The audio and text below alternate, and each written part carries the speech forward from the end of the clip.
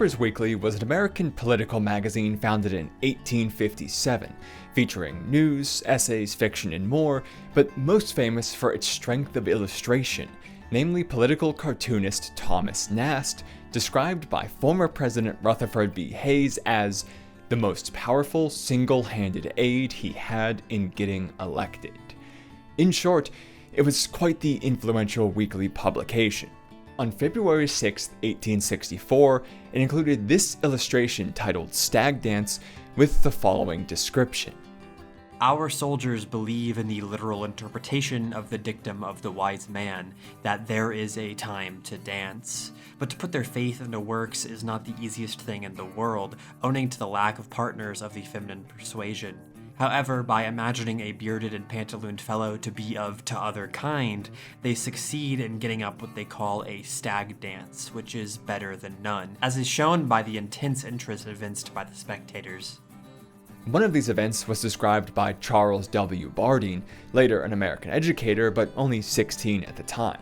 In a Little Pfeiffer's War Diary, published from his own journal excerpts as well as additional writings, he stated, "What I especially remember of this evening is the psychological effect of skirts. When it became known that the officers were to give us the use of their building for this ball, some of the men sent home for various articles of women's finery, including hoop skirts, then in vogue. The men who dressed themselves in these garments were by no means the most feminine in the regiment, but the effect upon the rest of us was to provoke the impulse of protection. The Excelsior Brigade had not been invited, and towards midnight they attempted to force an entrance, using long poles as a battering ram against an inn door. As they pushed in and the fight began, Jim McKay happened to be walking on my arm, and I put myself in front of him as inevitably as if he had been a girl 15 years old, but only for an instant. Jim was an Irishman of the Kilkenny type, red-haired, freckle-faced, blue eyes, always good-natured but always spoiling for a row. He swished his skirts out of the way, pulling up sleeves showing arms as remarkable for their whiteness as for their strength, and sailed into that Excelsior crowd with both fists. Only a few had got in, and they were soon thrust out again, and the door securely fastened. The dance went on, and I think Jim and I finished the promenade. But the rest of the night, I had this sort of subconscious that in spite of his skirts, he was quite able to take care of himself." This is an interesting bit of history.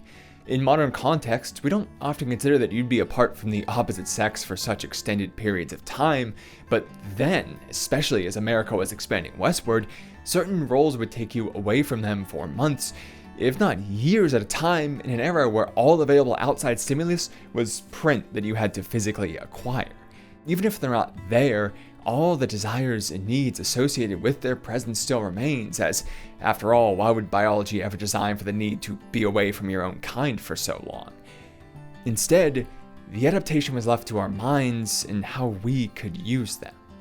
It's during one of these periods that the novella Stag Dance is set. Now, heads up for a bit of summary, but it'll be short with analysis right after.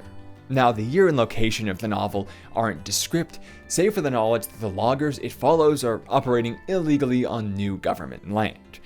During the winter, when there's few signs of life, including inspectors, they clear their way through the untouched forests, felling trees at a breakneck pace and selling them off to willing accomplices, packed up and gone well before the law can comfortably return. The proprietor is Carl Daglish, a handsome man of thickened sort, and included in his 34 men are all kinds of characters. There's Boomel Campbell and his outward long johns, Brunswick Bob with eyebrows blown off in a blast, Shorler Pables and Runaway Shay as a package deal who communicated little more than grunts after so much time together, but most important are Lisen, the punk of the crew, described as slender, soft-featured, and pale-skinned, in short, excessively pretty for this situation. And then there's a first-person narrator we only know as Babe, reference to a Bunyan surname and features comparable to an ox. Their self-description is, "My face was all rough-hewn pituitary exuberance. You could set a beer glass on my brow shelf. A wedge of nose dog-legged and wrinkled at the top of bottom from having been jammed into a space that couldn't fully accommodate it. My knuckles, both finger and toe, sprouted brown tufts. No mirror has ever befriended me."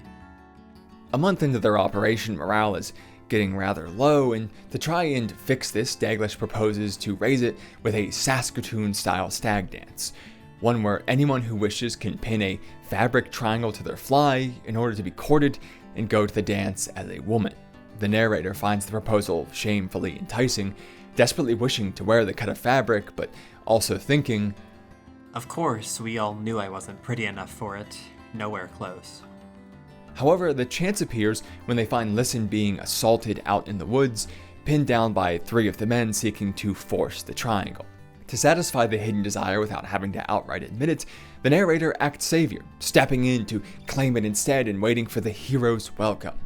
However, they receive sarcastic insult instead, with Lisen saying to the shocked assaulters when they withhold the fabric, "You can't refuse a favor to a damsel." Emphasis designed to cut. Digging even deeper in response, the narrator claims Daglish as their target, despite his current and well-known affection with Lisen.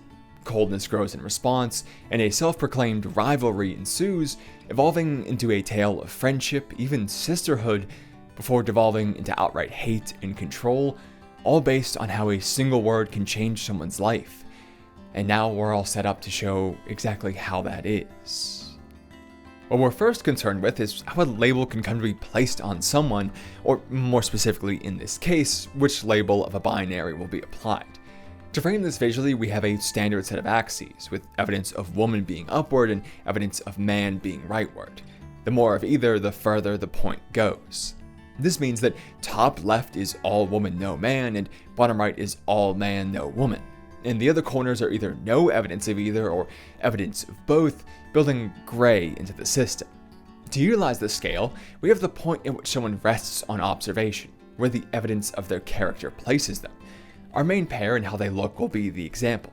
Lisen, with soft, pale features, might be somewhere here, while the narrator, hulking brow and beard, would be more over here. This is seen happening easily enough with the fabric triangle situation. Some of the men were literally trying to force the label of woman on Lisen because of features considered evidence of that label, while they reacted only with shock and vulgarity to the narrator trying to take it because of features considered evidence of its opposite. It feels natural to apply it to one, but forced to do so for the other. So that's the story, right? Certain looks are joined with certain labels. Assign someone the point, and that's that. Well, to spoil things for you a bit, so click off now if you want to remain fresh for the read. I'll do one more stalling sentence just in case you have to run across the room to press pause. The dance ends with the narrator, the least feminine person in camp appearance-wise, being danced with all the men, even the ones who originally laughed at the idea, and even having some affection with its proprietor, while Lisen, once camp wife proposed to by that man, is pushed off to the side and almost forgotten. So, simply how someone looks can't be everything. This means we really have to reconsider how the label is applied while also making something else clear. This isn't just a nonsense question. It has consequences so deep that, more spoilers, destroying the entire camp becomes an afterthought to Lisen so long as it removes that label from someone else to reclaim it.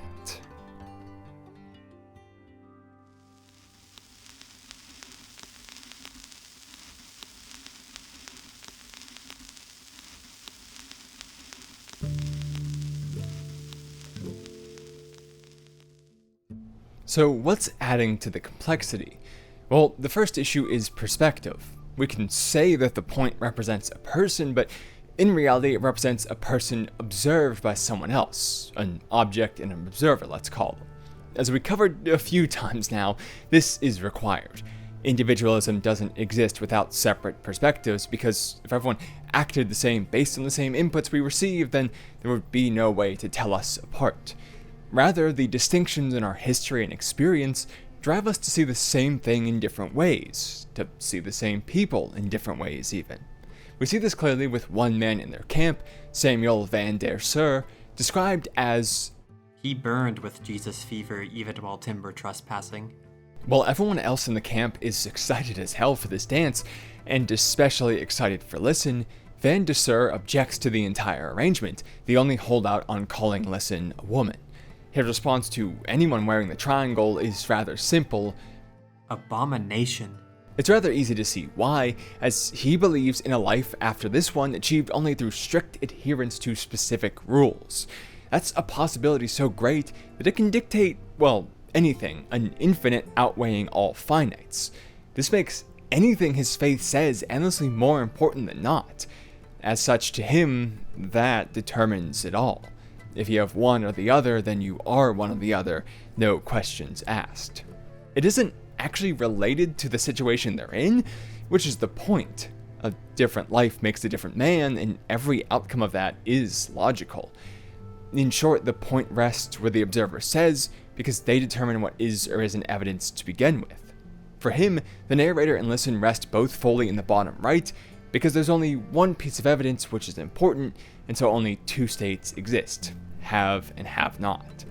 The way someone was raised alone can eliminate all the differences between two people with the right labels. Now, since we're already talking about the more philosophical aspects of perception, we should go a step back as well. How do those different experience sets and the reactions they create even form? Well, in short, it's comparison, that we can only know what something is from its context. We can see this pretty easily. Here's a sketch of a lumberjack. Nothing odd about it, looks pretty normal, but if I suddenly add this tree next to them, well, wow, that doesn't look right, does it? They're huge, well beyond the scale a human should be, even though they're exactly the same size as before the tree was there.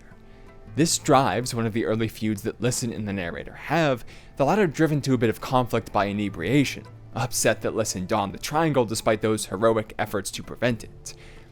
You swore you wouldn't wear the triangle down by the creek, and yet here you are, Lisen straightened, no longer teasing. What's it to you? Just how are the rest of us supposed to compete? It's an admission of this fact, that the presence of Lisen in this camp changes the context of what feminine means. If you don't have anyone with soft features, pale skin, and small frame about, then everyone else around them suddenly appears more soft, pale, and small by the lack of those things being known in someone else. The maximum possibility of them is lowered, and so each bit means more.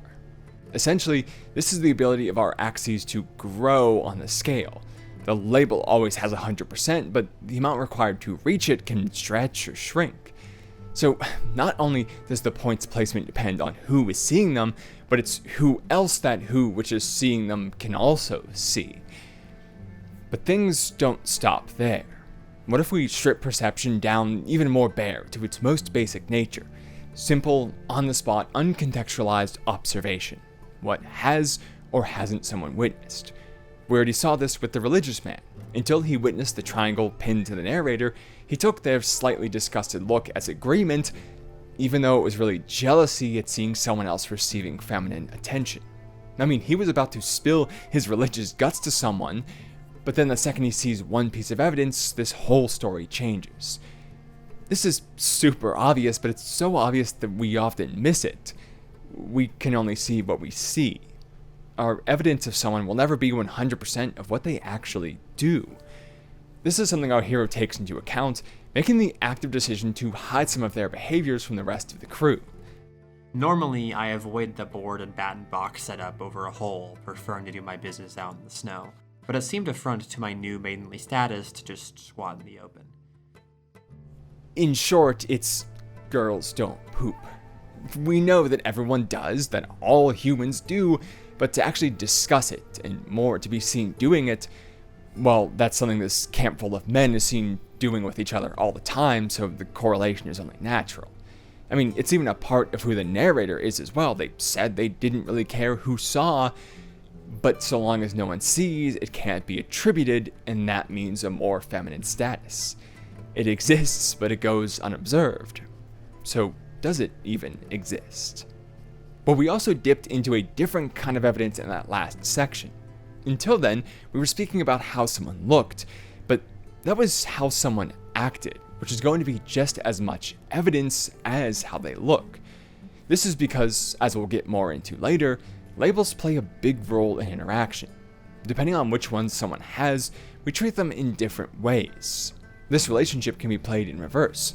Get someone to treat you a certain way, and you'll be closer to the desired label as well. Let's look at how the narrator and Lisen act to show this.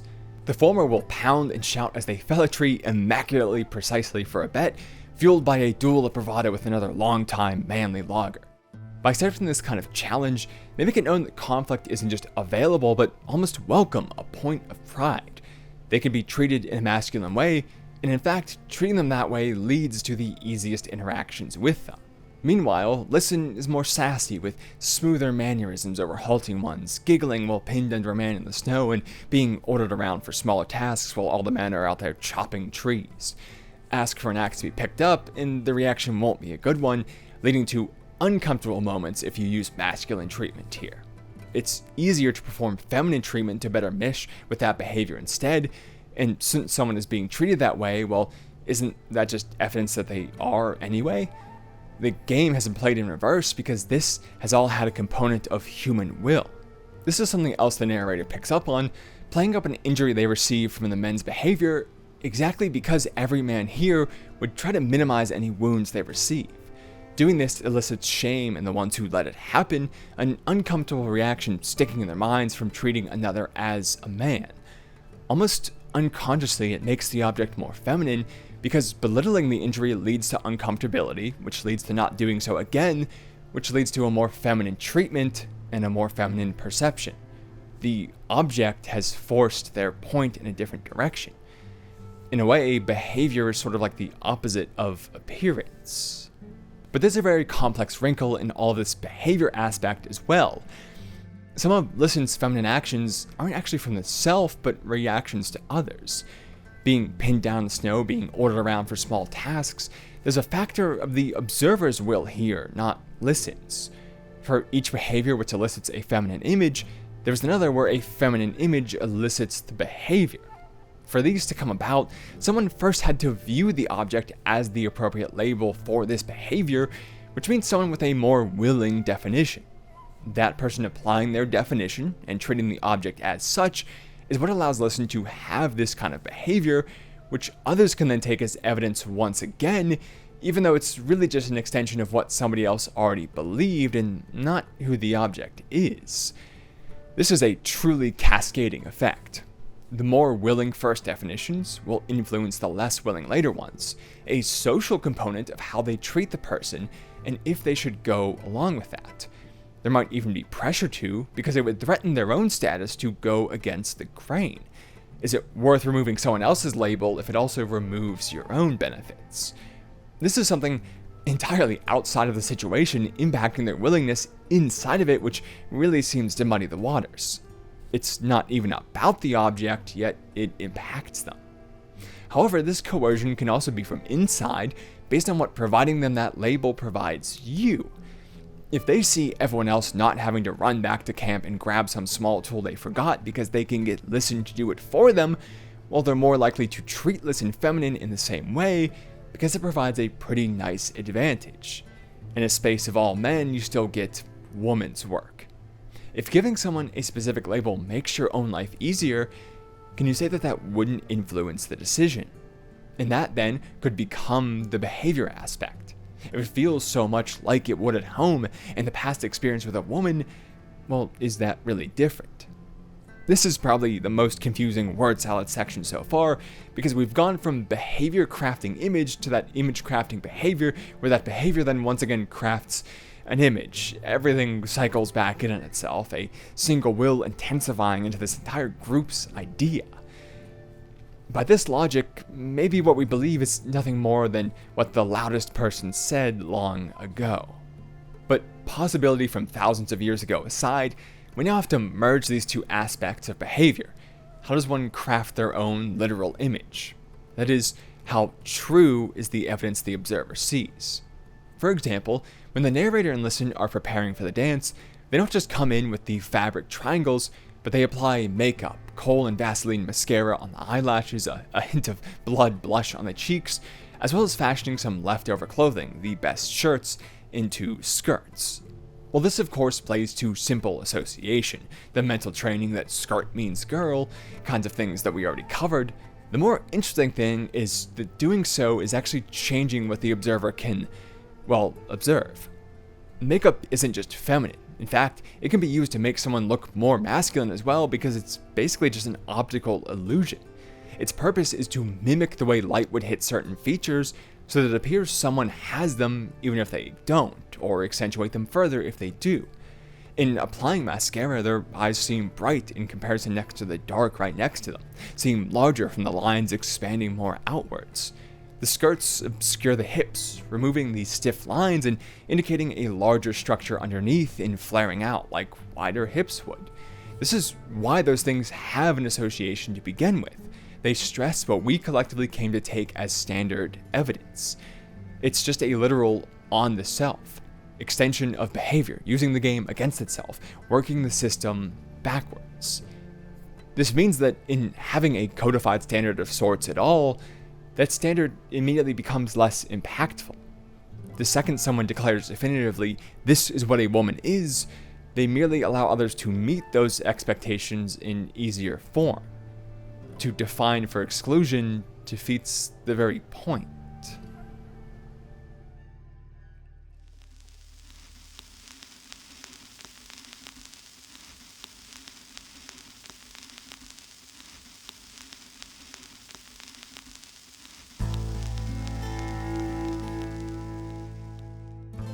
This introduces another interesting aspect, because yes, they do show up with more feminine features, or at least the perception of them, but shouldn't that contradict with previous evidence? It's not like all the previous observations of the object have gone away, right? Well, they actually kind of have. By admitting at all that perception can be tricked in the moment, we've admitted that evidence is only temporarily gathered, and this only makes sense. So long as we don't plan to lose our eyes and ears before the next time we meet someone, why should we actually commit their image and sound and so on to memory? We can just witness it again the next time and save that space for something else, something less solid that needs to be committed to memory. As far as all these men at the dance are aware, these features haven't been altered, but this is just how they've always been. They're just noticing them more in this moment. Whatever it casts upon their eyes is what the truth is. Evidence is collected fresh each time, the point fading with each passing second between observations. It isn't just us and the observer and the group and the context, it's also the time. So far, the system is an interconnected mess. And this exact interconnection is a huge reason why the narrator becomes the star, pulling in aspects of hierarchy to further complicate the social side. At first, the dance isn't going well. Upstaged by Lisen's entrance and feeling self-conscious in comparison, the narrator's left alone in the corner, garnering no attention. The only interaction is to offer whiskey to one of the fellow loggers, which doesn't go over well. Sure, it is a good excuse for interaction, but it's not a very feminine one, a misstep of habit. The internal reaction was likely, what kind of woman offers a man a drink, as he skips out on the interaction as quickly as possible. This only sets things further back, but the right song turns things around. In this new physical context, with a skirt to accentuate different motions, with a potential that's certainly unlikely but still closer than ever before, the narrator begins to dance in a new way with hips swaying unlike ever before and unlike anyone else here. Maybe their form isn't the most feminine, but importantly right now to dance with it would feel the most feminine, the way it's being used, the only one who feels a desire for the label so deep down to do this. So someone takes the initiative. Daglish himself, matching motion to make it a dance of two and closing the book. A man came over to dance with a woman. The feminine movements, inspired by the feminine look, created an all-around womanly behavior continuing from previous days, which is then acted upon by a respected figure in confident fashion, giving everyone else the social cue to do the same, and the once burning question is dropped. Everything cascades, and the narrator becomes the most popular girl at the ball, danced with by all and even had by the suitor afterwards. Yet that's not even the full story, because that social aspect Daglish created isn't based on anything we've covered so far, and not based on anything these other men would even consider relevant. It's based on loyalty. This starts to form from their first one-on-one interaction in the book, where an injured narrator goes to Daglish to get a couple days off for that previously mentioned injury. But as a businessman, Daglish isn't in the habit of giving away time for free and wants to see the injury. An injury from being dropped on the rear. Of course, this demands being revealed, which the narrator sheepishly does, but it doesn't demand that both of them are revealed. yet Daglish decides to be as well, making it very apparent to his target. While the interaction goes no further, the important thing is that this was at the start before any actions towards womanly behavior had really been taken. All that was in place was the evidence Daglish had, was the fabric triangle itself. This means that he's rather lax in his definition, willing to accept more abstract matters as his evidence, and this is the basis of their man-woman bond. We find this when the narrator and Lisen are sent to retrieve money from their buyer for all these logs. There's question as to why these two specifically went. Sure, Lisen needed protection, but any jack could have got that job done. Why send the best one, especially when Daglish knows the injury isn't that serious? Well, Lisen offers an explanation.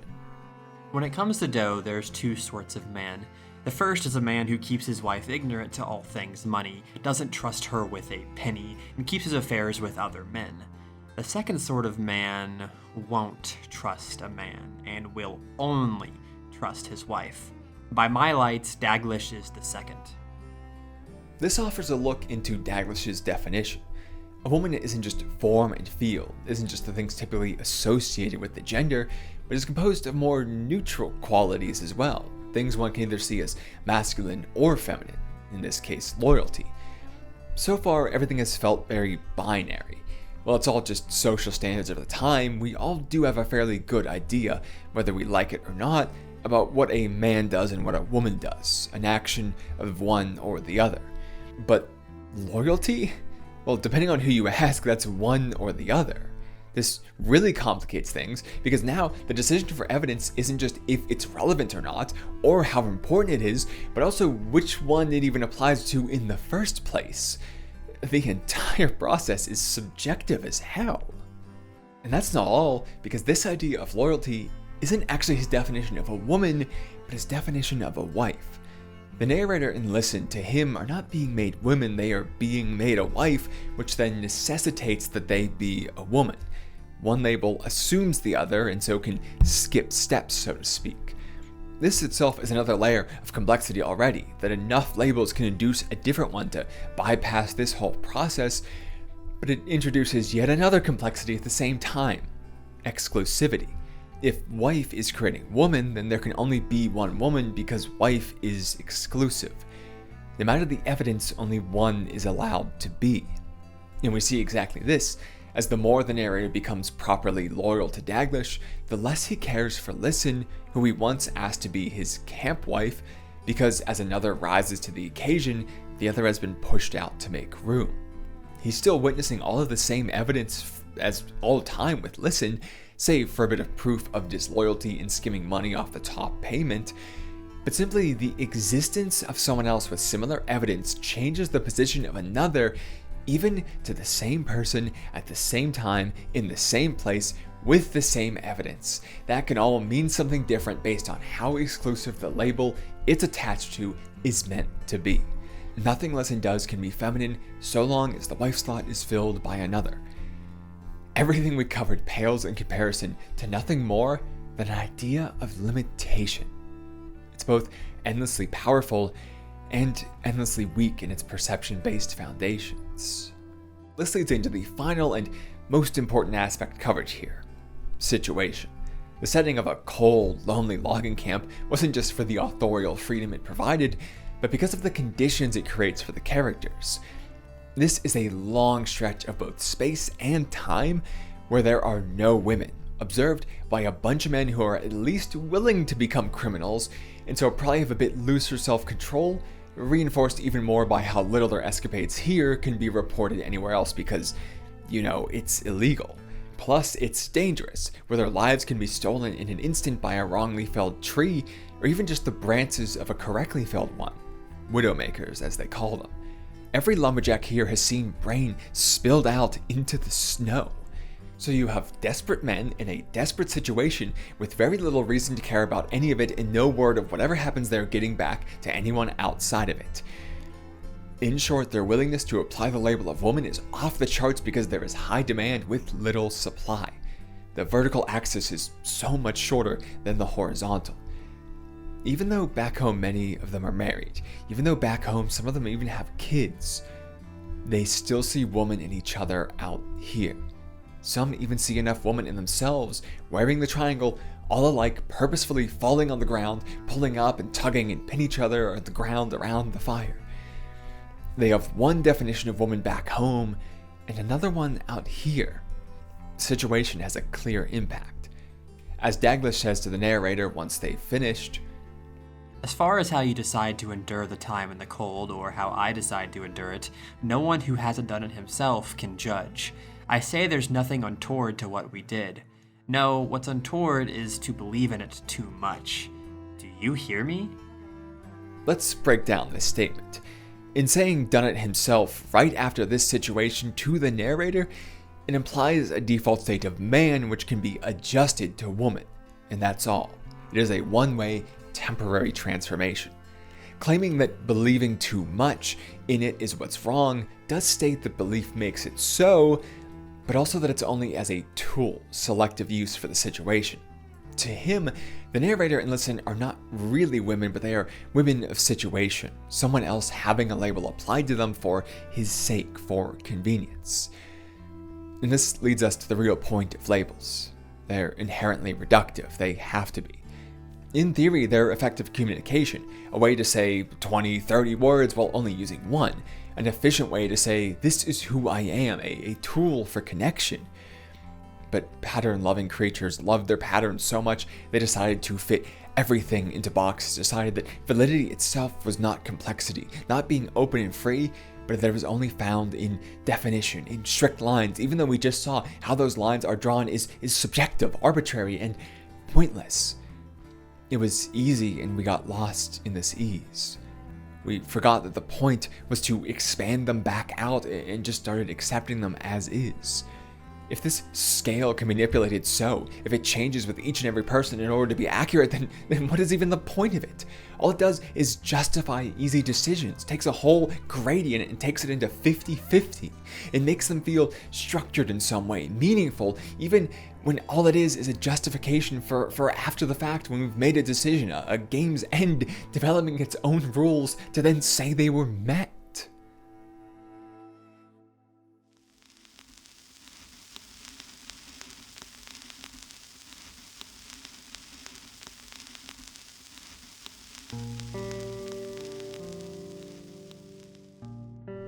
Without ever consciously realizing it, we abuse this fact, the relationship between observer and object. It is inherently interaction, interpersonal decisions tying them together, actions based on desire, and that speaks to who one is. But it does so through comparison, through another. So two paths become available. Do you question yourself, or do you change them? This is exactly the case in Stag Dance. They are men kind of men. They chew, spit, drink, holler, fight the whole rough, tough thing, including desiring women, a pretty core part of their identity. To be this thing which makes them fit in and gains them trust and so much more, their desire must be aimed at specific objects. So when they're out here in the wilderness with the usual desires of their role to be fulfilled still, a conflict arises. If one does fulfill these desires, then they lose their label, the core of their identity from which so much else is built. The choice comes into play. Either they are not who they thought they were because they desire a man, or someone else is not who they thought they were because that man is really a woman. The easier option is obvious. To do the former means doubting everything that they've built, their friendships, their marriages, the skills they developed for each other, and all the time they spent on them, because if this new union is more satisfying to them than what have the past years been, how much happier could they have been, and what changes do they now need to make to their life? How do they even interact with the world as something else? The pain of a questionable identity is that we interact with the world, and it interacts with us through our labels. When those change, every skill we developed is ripped out from under our feet, and so we avoid that at all costs. We avoid this at all costs. So they expand the label that will impact someone else rather than their own, because that places all the real decision making, all that pain onto another, allowing them to remain as always. They can leave this place when the season is over and slot right back into where they were before without a care or question in the world, even though they did something so different. They can live false but happy. This is the very point of the Stag Dance, the easiest and most temporary way possible to shift the labels. Cut out some fabric triangles and get some pins and say anyone who wears this will be a woman. The label becomes something that can be taken on and off at a moment's notice, and no matter which decision will be revoked when the time is up, when the context has changed away from it. Man gets to keep being man through the manipulation of woman. This is where things get really heavy. The most important thing we said so far was that the real decision still exists, it's just placed on another. If questioning oneself is so painful, then what happens to someone who can't avoid that decision, who has it forced on them even? All those questions it raised, what toll will they take? For the narrator, the Stag Dance provided a bittersweet torture. Yes, it was probably the best night in memory, the first time self-expression actually felt as such, with a wave of validation washing over it and receiving the treatment which matched. To finally, against all odds, be soft and gentle, be had by another, to know that it was possible, that it was all situation, the time and place, the mind, it can exist. Their true self, their better life does exist. But we saw just how much of a struggle it was to get here, the guidance needed from Lisen, the constant acts of bravery, diving into the unknown time and time again, just to now sink. A once simple life became an endless web of social complexities never imagined. And when the dance is over, when the excuse is gone and desire has been sent back down, when the situation has changed, what remains? Only the memories of how things could be different in a situation which is now unwilling to do so again. A life moving forward where each moment is confirmed to be what one feared, that all those questions must be answered without any way to try and ignore the pain. That they are not in control of who they are, but rather are controlled by who they are labeled as. Because while they might play some part in the game, while the makeup and movements have some effect, they are but one object with hundreds of observers. They are but 1% of the world's decision on themselves.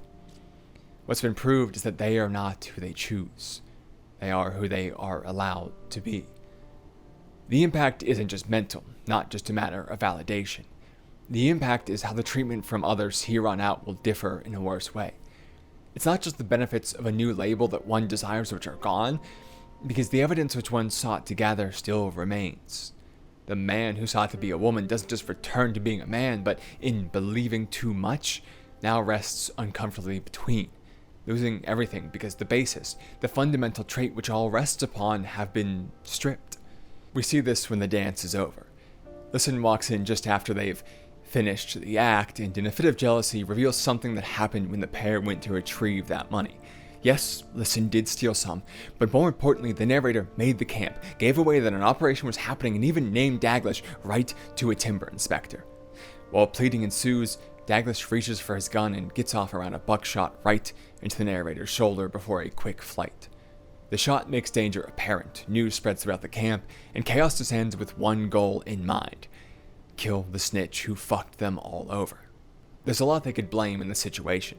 They'd already been seeing a light on the outskirts of camp, the same style which the inspector is seen with later, so they were probably already revealed.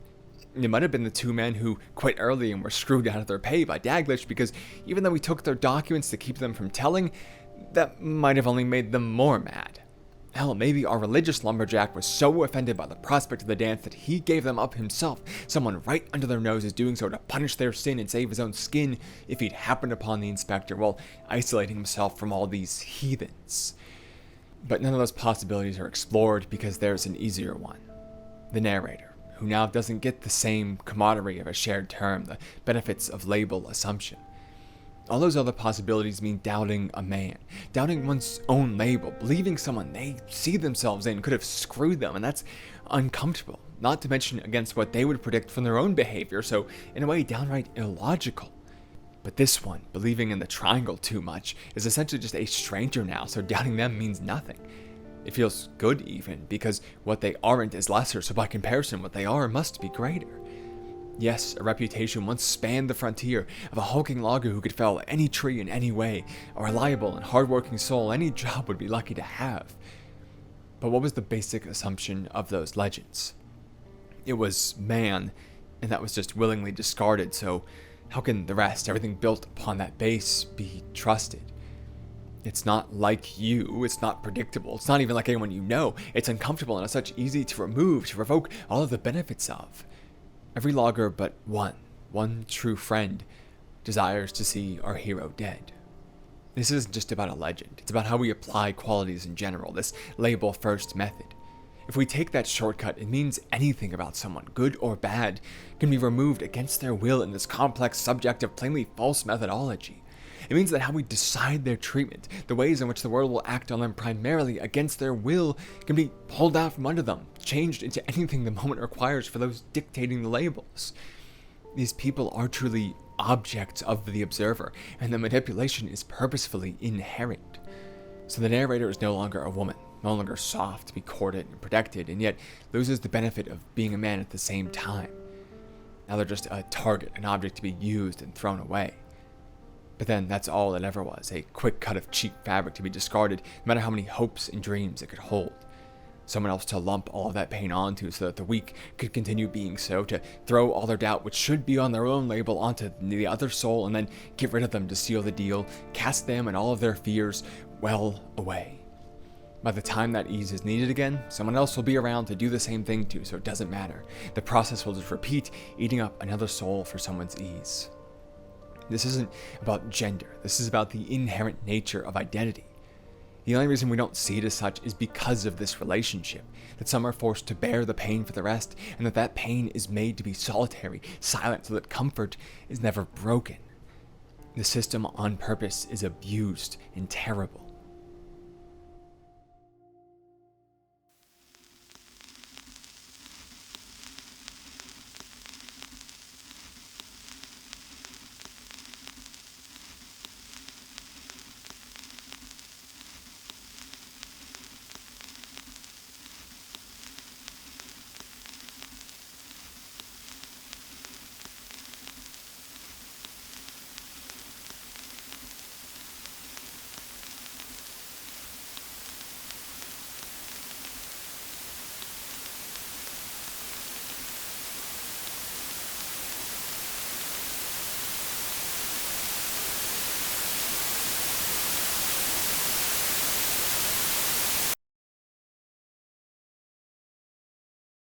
I find myself at an interesting intersection with all of this knowledge. I think a lot of this journey I've been on across the past years has mostly been about unraveling labels, taking what I knew deep down, these rules of thumb and lines of best fit, and finding a way to explain it, to prove some meaning to my experience more than just experience. The people around me prove time and time again that what I'm doing is using 10,000 words to say what 10 should be able to accomplish. I feel almost self-conscious about that fact, like, look how easily they get it, and how much of a process it is for me. But I'm coming to terms with that shame a bit because I think that's something I had to do without ever knowing that it's what I was doing.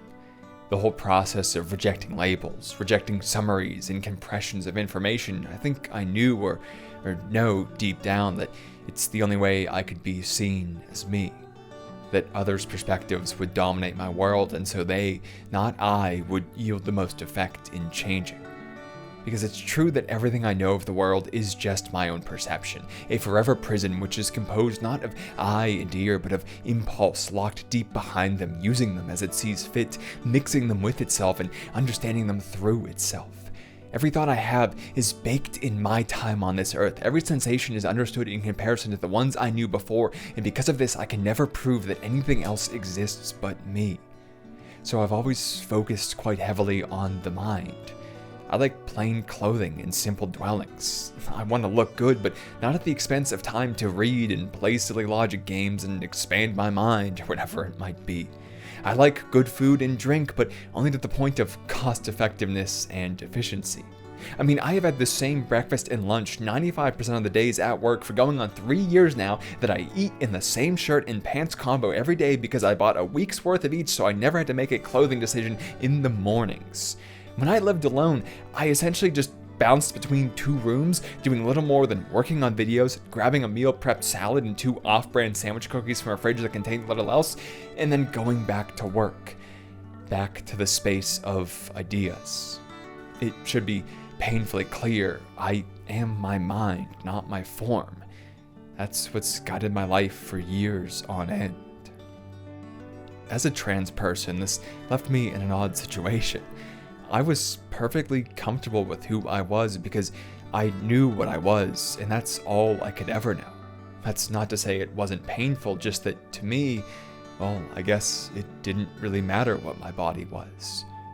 But that was when the comparison was low, when the illogical nature of solipsism was unapparent. I started to meet people who would cross-dress, stories of those like me who didn't just imagine the situations alone in their beds, but who went out and actually got them. I got envious. I met people who used to be like me, but who changed that fact and got all of the attention for it, who got to be bold and confident in themselves and every other mind, even if maybe they couldn't be proved to exist. I got more envious.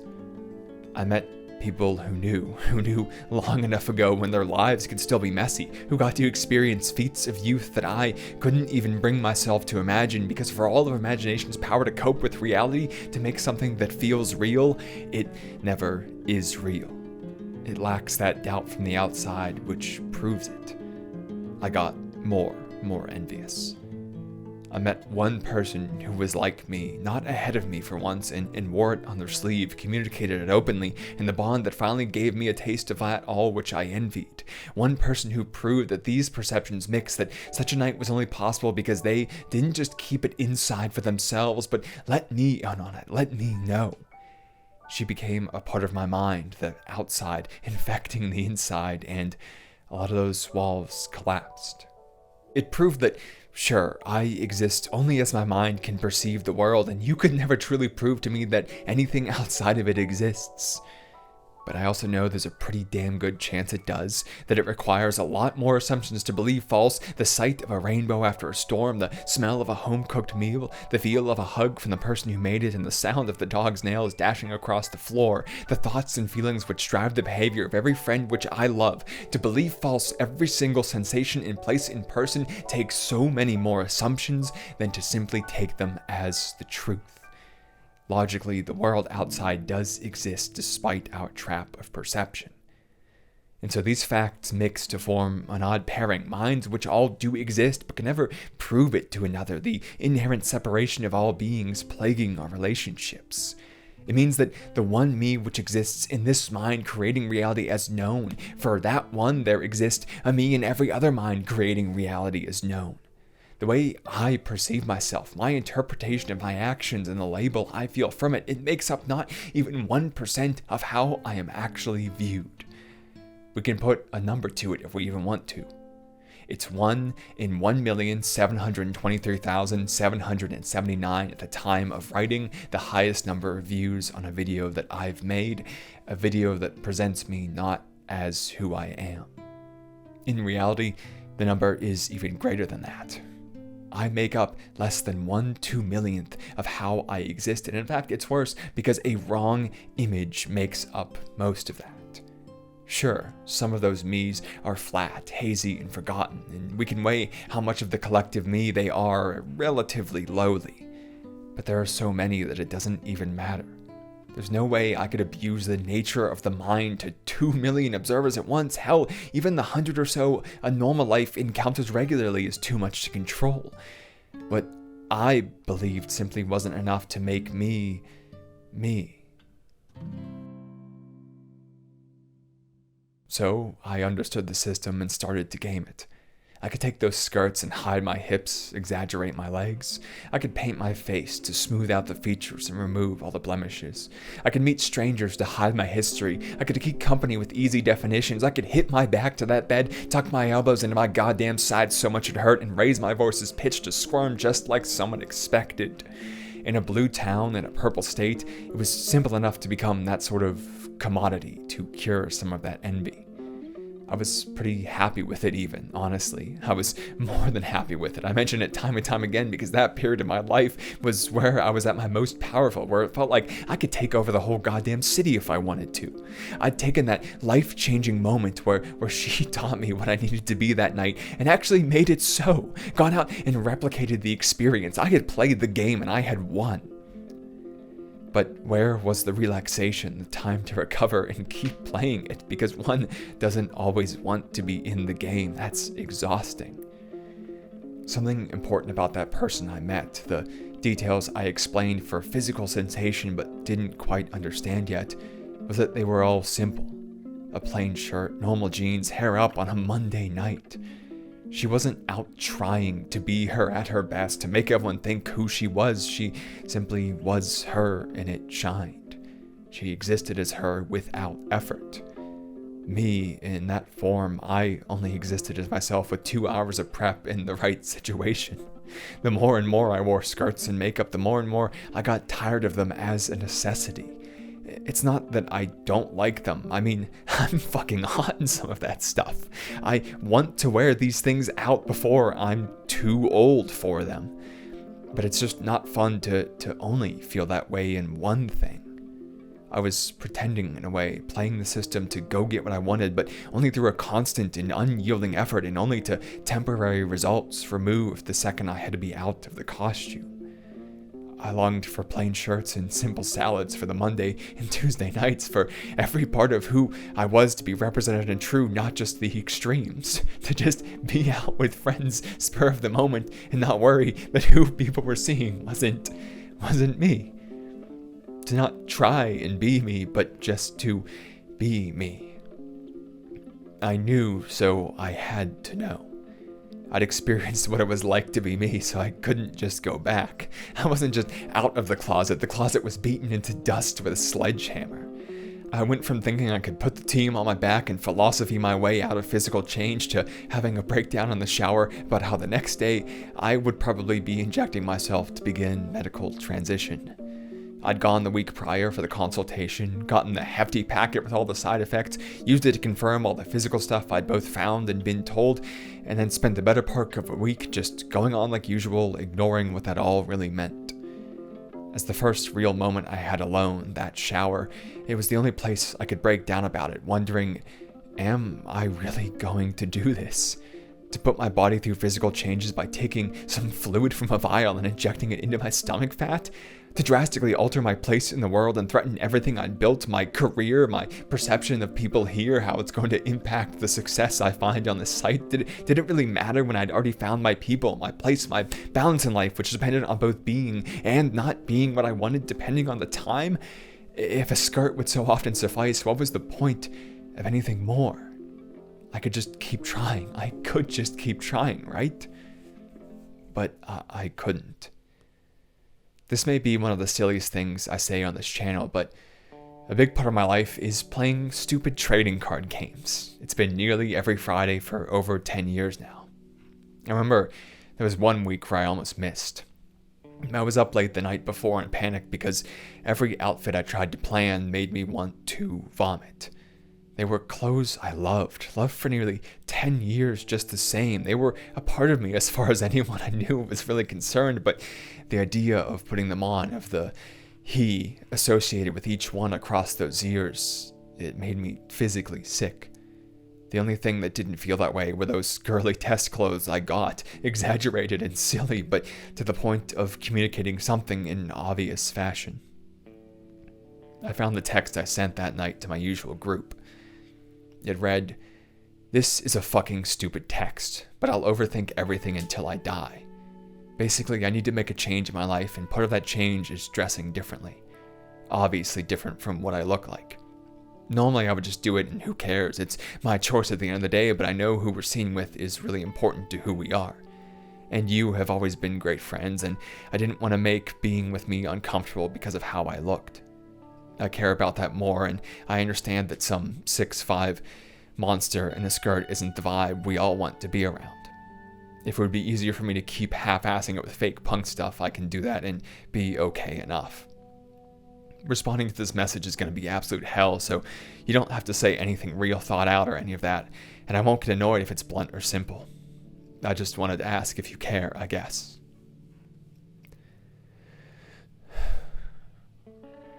I'm lucky that they're great people and didn't care. My reputation around that shop probably got a bit more interesting in the weeks that followed. But over time that faded, and I would forgive anyone who said it was just a phase. Because for how powerful that feeling was at the time, there's something more powerful than that physical sick I felt. That exhaustion. No matter how important something is, it's not more important than basic needs like rest and relaxation. There were only so many times I could change in the gas station parking lot in 90-degree weather before it felt like too much, and I returned to the clothes that used to make me sick. What I was thinking in that shower was dead wrong. I couldn't just keep trying. The mind alone, the alterations that it perceived, couldn't do what I needed. In constant effort to make the world do it for me was running me ragged. The only viable choice was to not try to be me, but just to be me. Friday night and Monday night alike. It turns out that using 10,000 words was good for something. In categorizing all of these ideas, drilling them into my mind, script after script, it all came to me in that shower, words flowing from my mouth faster than the water from the pipes, all the reasons why there was only one logical choice. Within 5 minutes of non-stop rambling, I'd summarized years and years of knowledge I'd built upon into this shape called me from doing everything I do here. It just came out. It turns out that the whole time what I was writing across these years was the reason why I had to do this. And I only realized it exactly in that moment.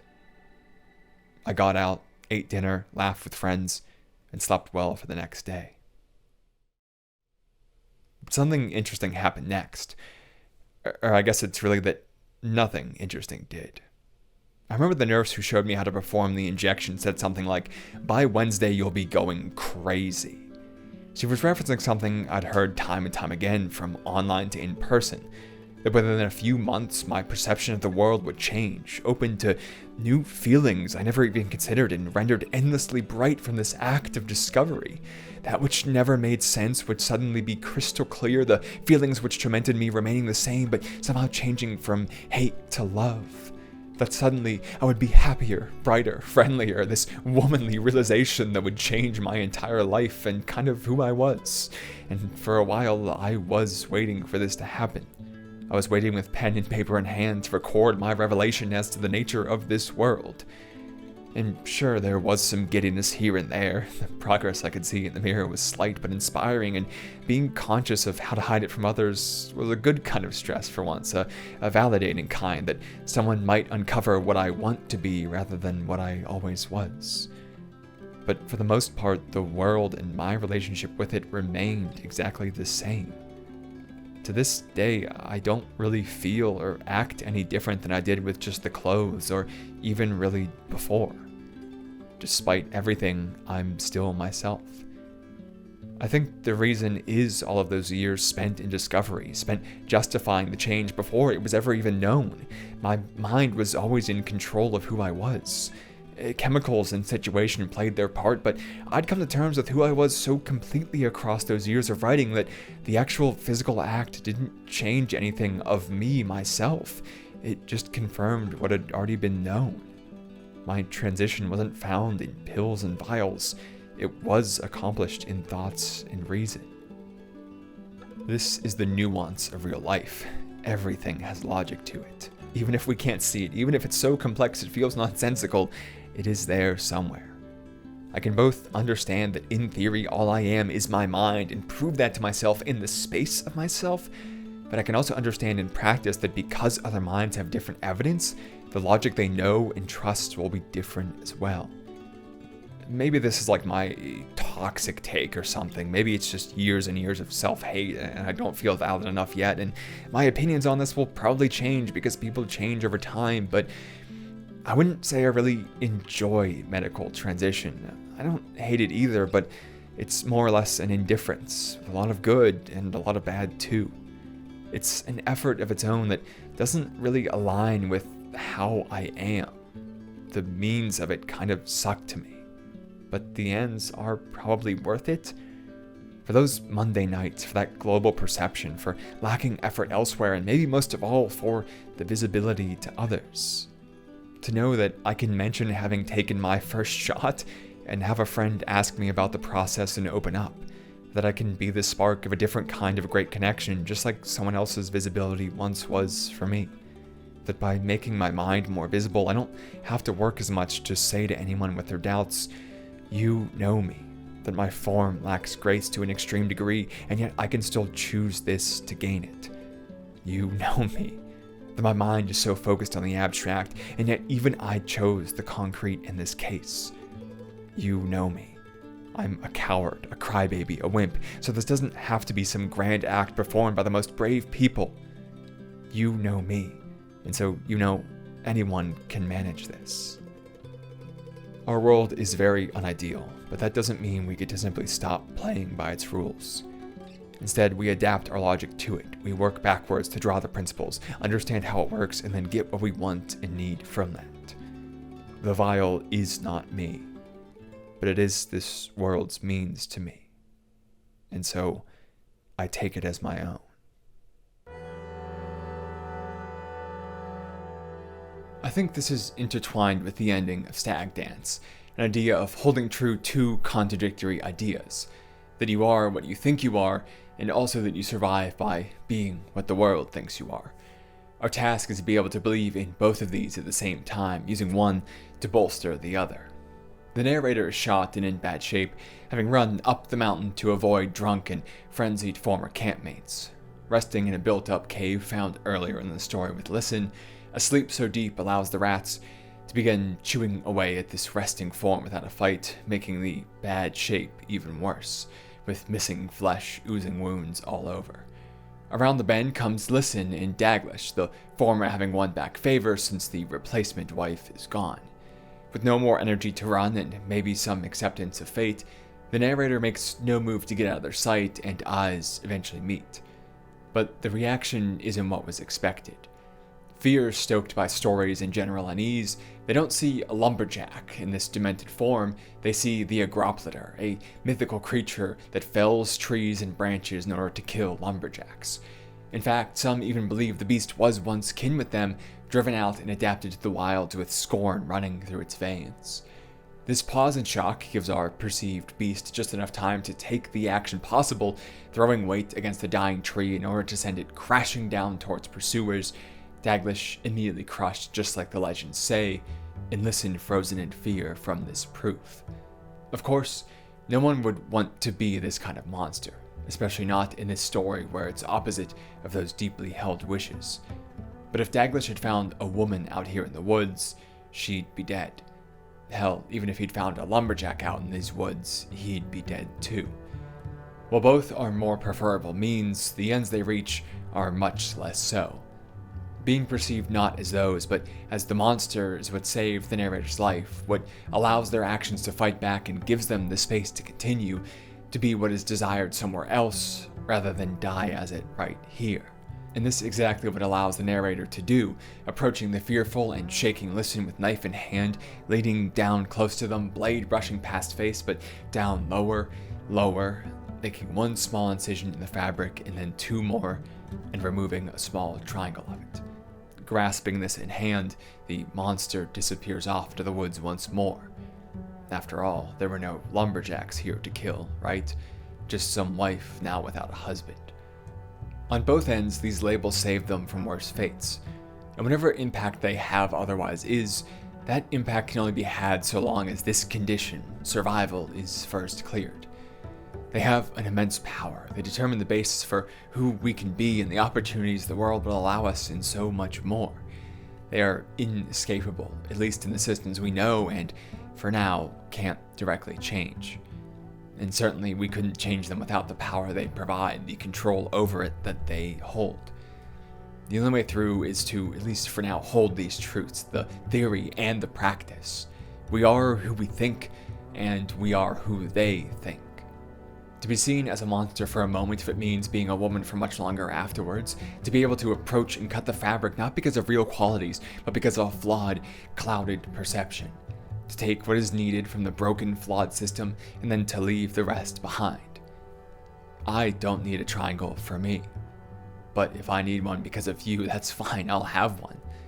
But it's going to be cut from your fabric, not mine.